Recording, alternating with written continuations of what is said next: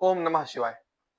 आज श्रावण माह का तीसरा दिन है, अर्थात कृष्ण पक्ष की तृतीया है और रविवार है।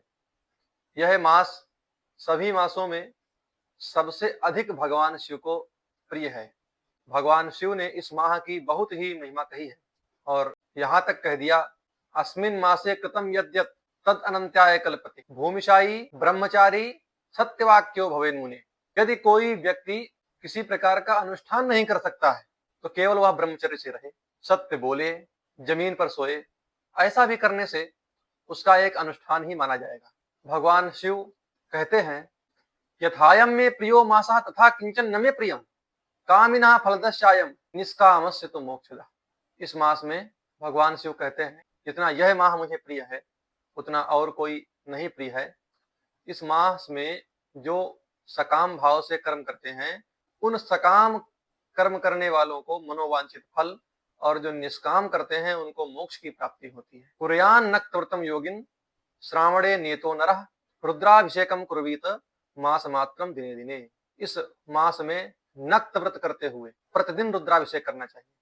और एक बहुत ही दुर्भाग्य की बात है, आज जो रुद्राभिषेक की जो पद्धति थी, जो विधि थी, प्रायः लुप्त होती चली जा रही है। लोग बैंड बाजा लेके जाते हैं और वहाँ भाटों की तरह गीत गाते हैं और रुद्राभिषेक तो कुछ नहीं करते हैं, रुद्र का पाठ बिल्कुल नहीं करते हैं, और ऐसे ही गायकों के भांति वहां पर केवल गीत कीर्तन करते हैं और फिर चले जाते हैं, रुद्राभिषेक हो गया।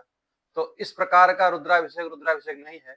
किसी अच्छे वैदिक से रुद्राभिषेक कराएं, जो रुद्राष्टाध्यायी के 8 अध्याय और शांति अध्याय और उसके बाद जो स्वस्ति अध्याय है। तो इस प्रकार रुद्राष्टाध्यायी में वर्णित जो 10 अध्याय हैं, तो उन 10 अध्यायों का न्यास सहित जो आपका अभिषेक कराए और बहुत सुंदर षोडशोपचार पूजा कराए, तो ऐसा रुद्राभिषेक करवाना चाहिए, ना कि गीत गाने बजाने वाला। रुद्राभिषेक के विषय में शिव पुराण में कहा गया है, श्रावण मासे विशेषण यह कुर्यात रुद्र पूजनम सर्व पाप विनिर्मुक्तः शिवलोके महीयते। जो इस माह में भगवान शंकर का रुद्राभिषेक करता है वह सभी पापों से मुक्त होकर शिवलोक को प्राप्त करता है।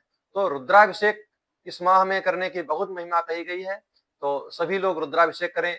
ना रुद्राभिषेक कर सके तो 1 लोटा जल ही भगवान शिव को अर्पित करें और कोई ना कोई व्रत अवश्य करें। गायत्री जब भी आप कर सकते हैं और किसी प्रकार का भी अनुष्ठान करते हैं, प्रत्येक अनुष्ठान इस माह में फलीभूत होता है। चंद्र ग्रहण अथवा सूर्य ग्रहण पर अथवा किसी खास तिथियों पर जो अनुष्ठान व्रत किए जाते हैं, उनको इस श्रावण माह में भी बहुत ही श्रद्धा से करें, गायत्री का पुरस्चरण करें, तो ये सब अनंत गुना फल देने वाला होता है। ओम नमः शिवाय।